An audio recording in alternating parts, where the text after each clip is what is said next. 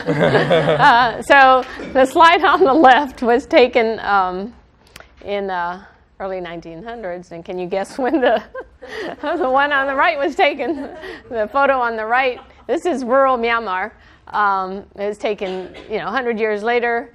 And so this is our inspiration. I'm from Myanmar, and Myanmar, the backbone of Myanmar's economy is small farmers, and there's about 30 million people who rely on farming for their livelihoods. And so, early on, 15 years ago, I was working for the World Bank and UNDP, looking at rural poverty, and just saw all over the country how centuries behind people were.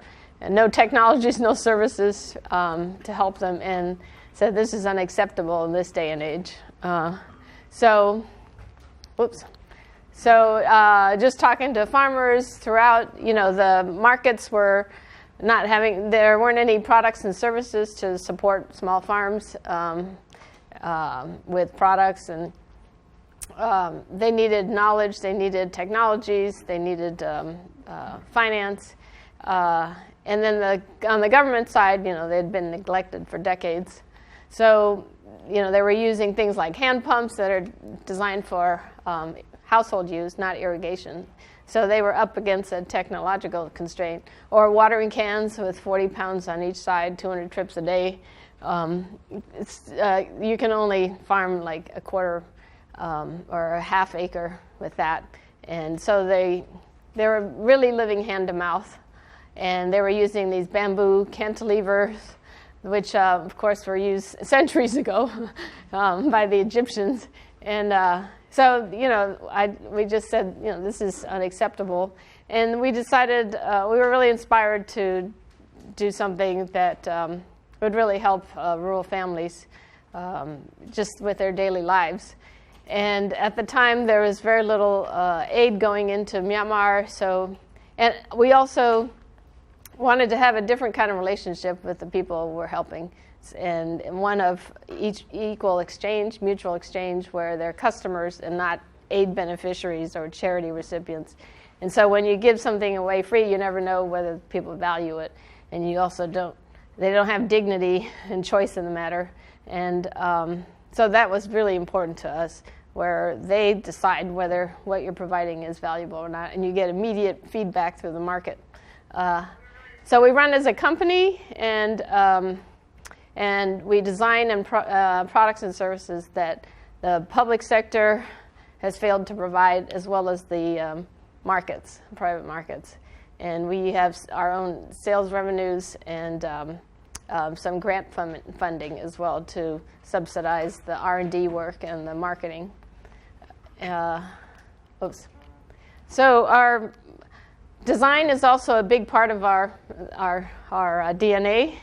Early on, we saw that with irrigation products, we introduced the foot pump into Myanmar 15 years ago. We saw they were poorly designed because they were designed by engineers in workshops without really talking to the end user. And at the same time, 15 years ago, the whole idea of human-centered design was getting traction among professional design firms.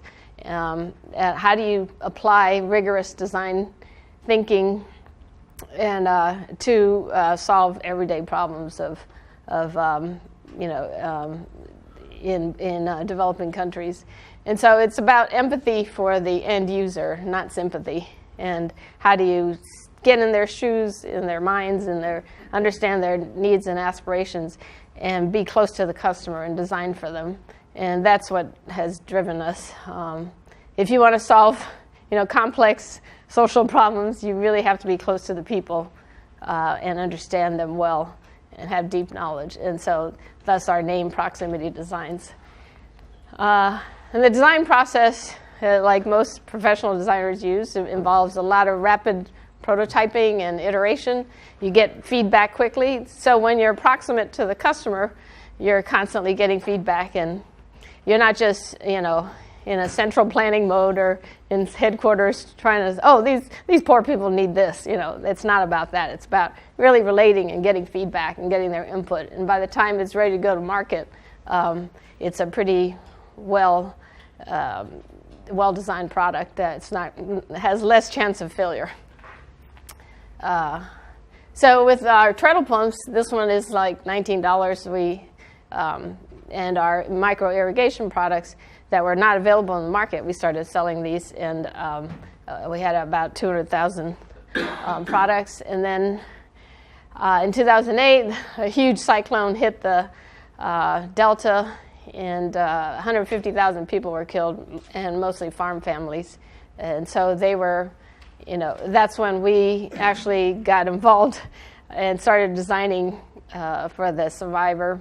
And we found early on that they needed farm finance as well as advisory services for pests and disease and just basic cropping knowledge that they had no access to because the government had failed to do so for decades. And pesticide shops were just pushing their products. So there was, so we got involved in providing advisory services to farmers and innovating there with earned income as well, like soil health tests, because normally farm advisory services around the world is subsidized, is a public good provided by governments. In farm finance also, we started, farmers came to us and said, we really appreciate your help, but what we really need is working capital every season at affordable rates. And so the private banks and all the microfinance institutions were coming into the country then when the country opened up. And they were interested in only peri-urban areas and lending to dense populations and not to farmers because it was too risky and too costly to go to rural areas. So we saw that this was, again, a hugely neglected area. And this is true worldwide with small farm finance. And so we were saying, yes, we want to innovate and show that there's a market for this and crack this nut. And so now we have a farm finance business, for-profit business, that is with debt, and we're in an equity raise. And we have a portfolio of 117,000 borrowers, all 95% of whom are farmers, and $28 million.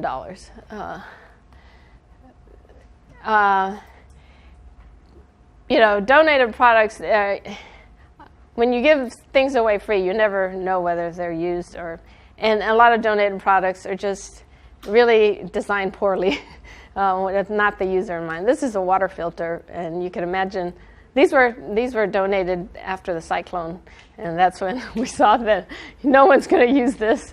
I mean, who in their right mind, designed this kind of product and thought it'd be great? So Jan Chipchase is a really well-known designer in emerging markets. We work closely with him, and this is his quote, which I like, that really the poor live on a knife edge. Poor people live on a knife edge, and they can't risk a lot. And so it's very important to that things be designed to work well. Today, what we do is we provide these critical services that we think are missing by both government and private markets to provide in technologies, knowledge, and finance, which form the three pillars of what farmers need to do to really be prosperous. And so these are the service lines that we're providing now. And our business model is with our micro irrigation products, they're about 40% cost recovery from our sales revenues. And with the knowledge services, right now they were 100% subsidized by donors, but we're slowly getting a new revenue stream with our soil health testing services. And for farm finance, that's for profit. And these are our delivery channels that we use. We have over 15 years, we've had a strong field force of field agronomists, sales reps who do road shows in the villages and loan officers. Then we have these agro dealer shops around the country who sell our products, and as well as independent agents who get a commission. And we're using more digital channels now and leveraging those because Myanmar in the last 5 years has really leapfrogged from 5% mobile phone coverage to 85%. And it's mostly smartphones. So there's a lot of opportunity to use digital channels and at a quarter or half of the price of a field force to push through products and services. In terms of measuring impact, we're impact first company. So we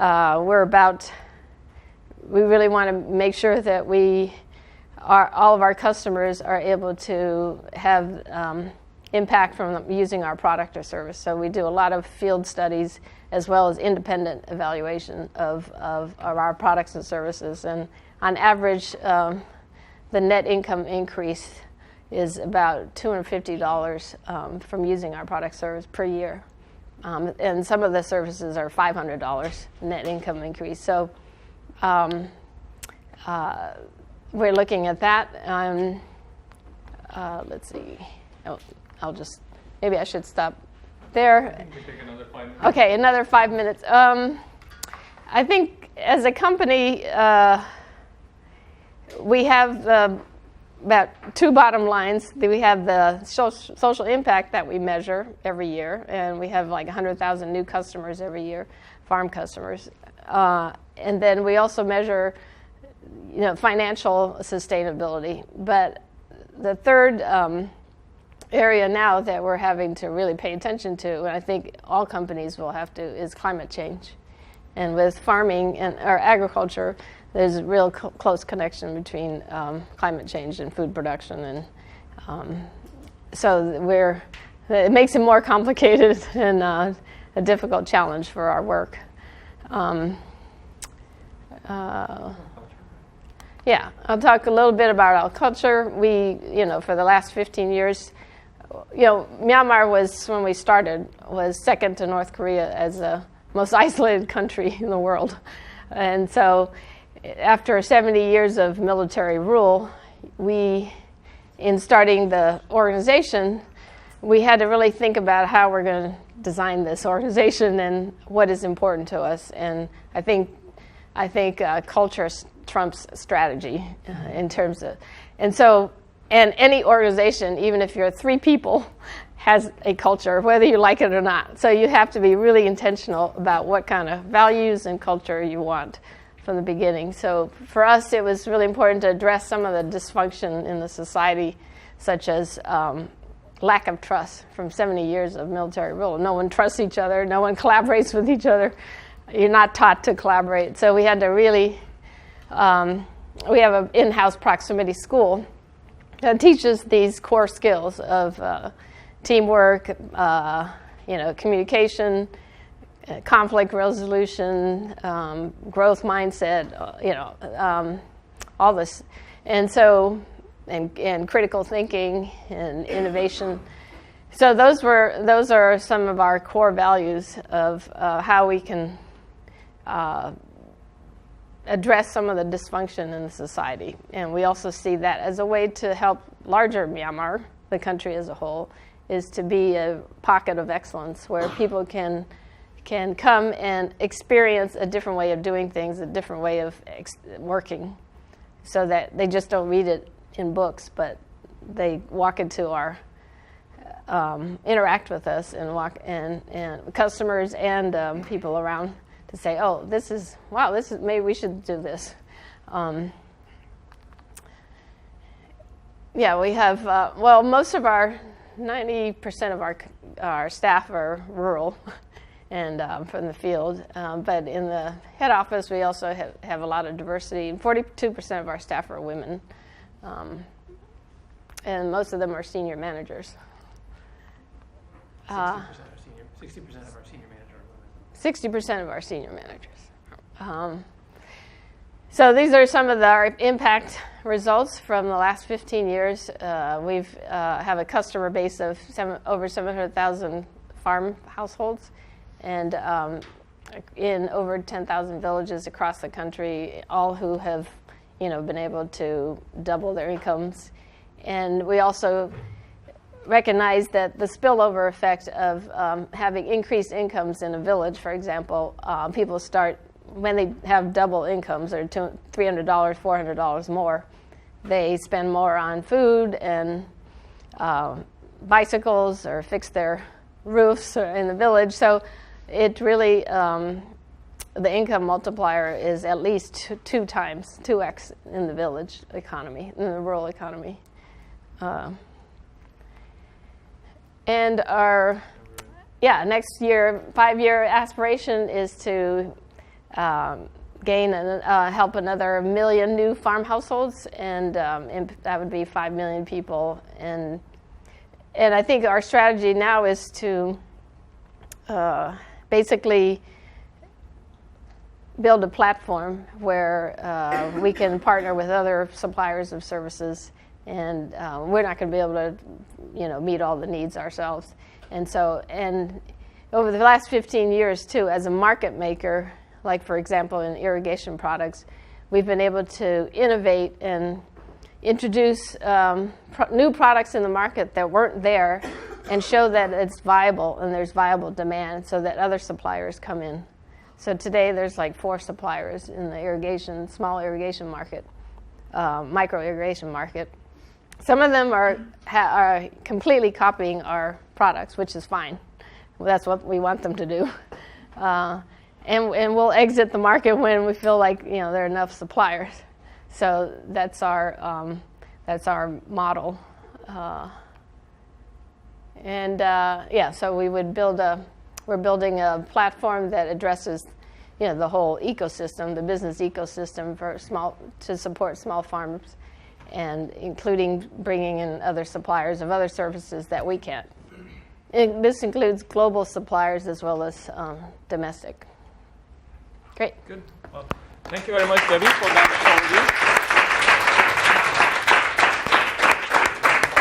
overview. And Jim, can I also invite you along with Debbie, please, to join us here for a few questions.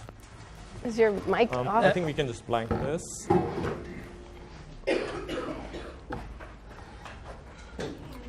Jim. I think you're... Get my microphone. Oh, okay, it just fell.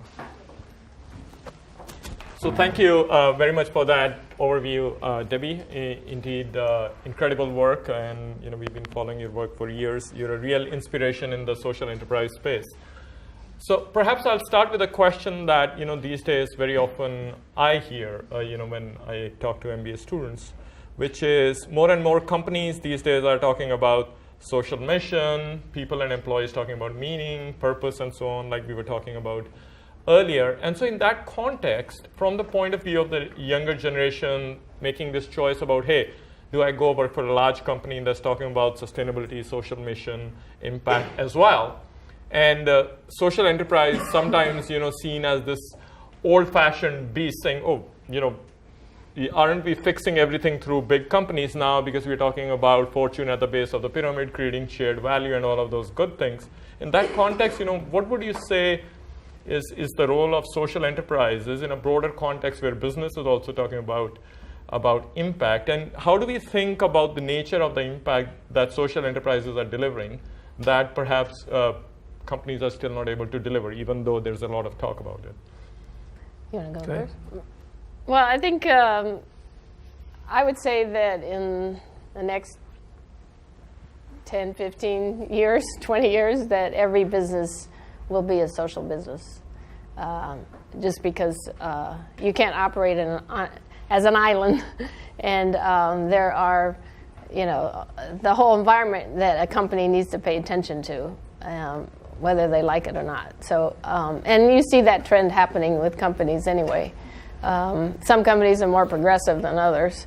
And I think we also see that we were talking to a headhunter about 3 years ago when we were looking for a CFO, and they were from Europe, and they wanted to give us a steep discount because they said,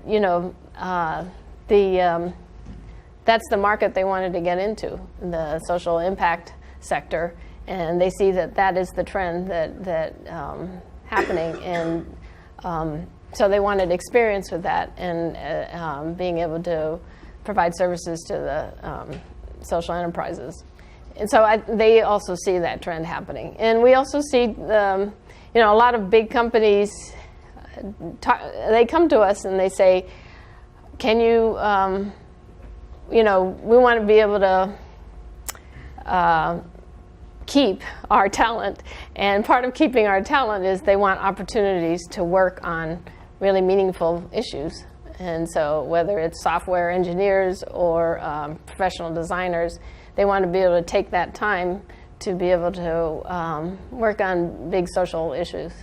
And I think that's companies see that. You were saying that you were talking, you can mention that McKinsey person. We were at a conference, and the couple of panelists were from large consulting companies. One in particular was Bain, and he was saying in order to keep the talent we have, a lot of them were MBA students, that people don't want to work just on helping a large company maybe optimize a supply chain issue, which is an important issue, but they also wanted to work on projects that have more connection with some of the big problems that the world faces. And so Jim, a follow-up to that. So in a world in which companies are now talking more and more about social impact, what's the role for organizations like Proximity 1020 years? Would we not see social enterprises that are partly grant-funded, partly market-driven, or do you see that this will still remain an important but different space from mainstream companies? Yeah, I think there's two aspects of the social enterprise. One, we can take on more risk.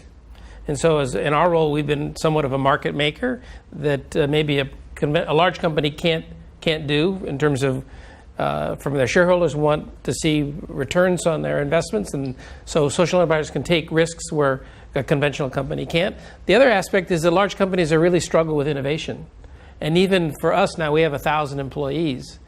And I don't know if you've read this book called The Founder's Dilemma. It came out a couple of years ago. I think it's an excellent book in terms of growth. And there's always a lot of pressure on every company now to grow. And in the social enterprise space, there's equal pressure. We sort of have all this venture pressure. We're not a publicly traded company, but there's a lot of pressure from us to always be growing and scaling.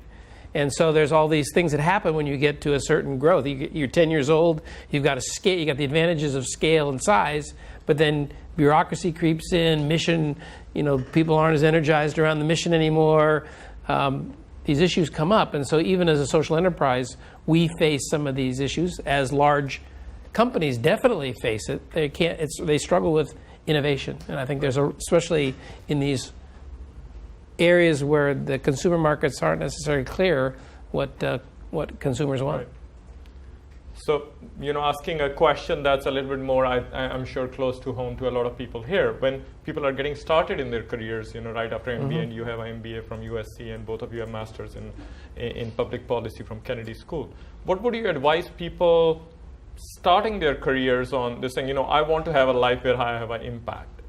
What would you say? Where should they start? Should they start large companies, small companies? Should they say, no, I go work? The usual story is, let me go work for McKinsey, BCG for a few years, because then I'll have all the skills I need to change the world, versus somebody else would say, you know what, I'd better start now, otherwise this is never happening. Then somebody says, large company, small company, finance, the impact investing, all of that.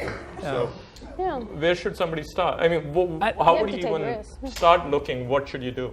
Yeah, I mean, I've worked in Fortune 400 companies. I've worked as an economic advisor to a major government. I've worked in a startup in the first dot-com boom. I've worked, now started our own company. All those experiences build on this. It came and I never had much experience in sales, but I worked for a very large Fortune 400 company. And I was an internal consultant and did a lot of work on sales. That really helped build our social enterprise. So I think there's valuable experience in all these different kinds of organizational settings. And if you can build on that, that's really, really important. So should people be explicitly looking for a social impact career? Or this is like, okay, build your skills and just keep an eye open on where you're making the maximum difference? Do you have a view on that? Well, do you think you can't go study social entrepreneurship? No, you got to dive in. I think you got to take some risks. There's a famous organization called Partners for Health. It's run by a very charismatic guy, Paul Farmer. I may have heard of this guy. And he was the founder, and this is a really big impact in the health space. He's sort of semi-retired, and the new CEO I was having a conversation with, and he says, I get all these people coming out of MBA programs and consulting companies who want to be the next Paul Farmer. They want that fame. They want that, it's a celebrity career. He's been on the cover of Fast Company, and he's a big shot. And people want to pursue that. They want to go right into that. Well, Paul Farmer spent 20 years of his career building up with no notoriety. And I think all of us now want, or a lot of people now want to be famous right out of the gate. And that just, it's hard to build a career that way. Right. You really build it piece by getting expertise and experience in a lot of different environments. And being clear what you bring to the table rather than this idealistic notion of I want to do social impact without being clear what your value is. Building some real skills that you have real value. Good. Yeah. Let me give 10 minutes for Q&A, and then we'll switch to our second set of panelists. Thank you, Mia. Any questions? Anyone? Hello. Thank you for the talk. I have just a small question on the finance side of the business. How you make it work? Because it's difficult for everyone. So how you make it work, basically. Yeah. And maybe this is a good point to talk about the three different, because I think there's a difference between the three different business units. It really is not one entity, it's three sister entities. Yeah, we have a three abundant finance model. We have one business. Our original business was an irrigation business. And so it has about 40 to 50% of its revenue is earned income. We sell all of our products. But in order to reach small farmers and have that impact, it takes some subsidy. I use the example of Jain Irrigation out of India, second largest irrigation company in the world, publicly traded. If you look at their finances, 50% are earned revenue, 50% is subsidies from the government of India. Because the government of India recognizes that lifting smallholder farmers and dealing with water shortage stuff, it's in their interest to subsidize that. So that's a publicly traded company that's 50-50. So that's kind of our model. The government of Myanmar doesn't want to invest in that, or can't. And so we raise philanthropic money. But we're successful in raising that money because we can demonstrate impact. Most of our investors, a lot of our investors, I should say, are wealthy people who were at the right place at the right time or built their businesses around wealth and now see they want to have social impact. So they're looking for people who can deliver social impact efficiently. And we can say we can take $1 of donated capital and generate $15 of increased income for a low-income family. And that attracts certain kind of investors. And then we have a farm finance business, which is a for-profit business. And so we have debt and equity. Yeah, and debt investors say, oh, we like this lending business. That's clearly profitable, but can you stay in urban areas? Because the unit economics are much more favorable and the risk profile is much better. We said, no, we want to go to rural areas. We want to finance farmers. We're able to attract capital who isn't looking for pure financial returns, who people want to see some financial returns, but are willing to take a little bit of a haircut on that for impact. And we've got 10 years now of solid investing experience through several political cycles, through weather cycles and economic cycles, that we can show that we offer a pretty good risk-adjusted return on that.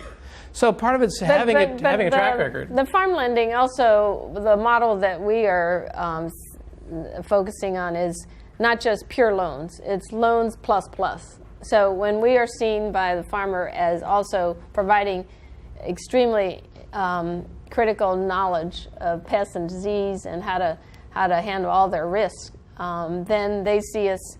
Then that's a win-win. It protects the loan and the crop, and protects the crop. So that's how we're able right now to have repayment rates or non-repayment rates of 0.7%. Yeah. But a lot of investors look at us and they go, too risky. So, but there's a small group that says, yeah, we want to bet on you guys. And you think that at some point commercial banks could start doing this? Yeah. 1.7 rate of no repayment? Yeah, 0.7. Yeah. So we've actually, I think this is what, is innovation, is we're trying to show that this is a viable sector that's been neglected by the microfinance sector. It's been neglected by state ag banks and co-ops, all that. And so there's 450 million small farmers around the world. And, there's no financial services for them, and yet they produce food for most of the population, and they need working capital. But why do you have to have biweekly payments? Like microfinance institutions do. And so we design our payments according to the farmer's cash flow, and really that's how you design services for the end user. And so that's why I think we're able to do well. But recently, like, we've had blended finance where we've had subordinated debt that can bring in more of the institutional large investors who don't want to take that risk. So that's an innovation there. And then secondly, I think just we've been able to get two big loans from local banks who see that we have the delivery system, and they are, it's an uncollateralized loan, like $5 million each, and because they want to also get loans out to farmers. So I mean, I think we're able to get two local banks in now to show the way. One more question, and then we should switch the panels. Thank you, Abby and Jim. So I have a question regarding how do you maintain your motivation? Because I was in Kenya this summer, and also very interesting, social impact. What I've seen is that if you want to do something, if you want to solve one particular problem, but because of a lack of infrastructure, lack of market, lack of knowledge from the customer, you will face a lot of frustration in terms of if you want to deliver this solution. But this whole picture is not over there. It's not ready for that. So how do you keep your motivation and not being deviated from other problem, because you're solving this irrigation problem, right? So at a certain time you're talking about microfinance, you're talking about banks. So how do you stay motivated, and how do you stay focused solving this problem? Well, we do have to stay focused, and the three pillars we've identified are finance, knowledge, and technologies in order for farmers to really succeed. So we stay within those bounds, but within those bounds, we also have to stay very focused and pick only the products and services that the government and the markets are failing to provide, and those that really have impact, like how much more income is this going to generate for the household, and scale, and also those where there's a big market for it. So if it's only going to help 50,000 farmers, we're not interested. If it's going to help millions, then we'll be interested in providing only this. 50,000. No, it's a different notion. I mean, people want us to No, help coffee farmers in Myanmar. Well, There's 1,000 coffee farmers. There's 500,000 farmers who farm sesame. So we're Which focusing. market are you going to choose? Not a hard choice. So every day, we're choosing these things, and because if you go to rural areas and super poor, they need everything. They need everything. So you have to be super disciplined about, okay, what's my cutoff? If this does not generate more than $100 extra for them, then we shouldn't invest in it. So, the one main takeaway I take away from this discussion is, even though a lot of big companies talk about, impact and being aligning profits and impact, there is always room to do more impact once you're willing to put impact first. So it's a little bit of our choice. So rather than being arrogant that if somebody is not able to crack the problem and make money at the same time, somehow, they are just not clever enough. I mean, you're clearly demonstrating that there are a lot of problems which even very clever business people are not able to solve. And if you take a mindset of thinking of business as a tool, then there are things you can do where you can take the impact much further, as long as you have the right mindset for that. Real inspiration. Debbie, Jim, thank you very much. Thank you.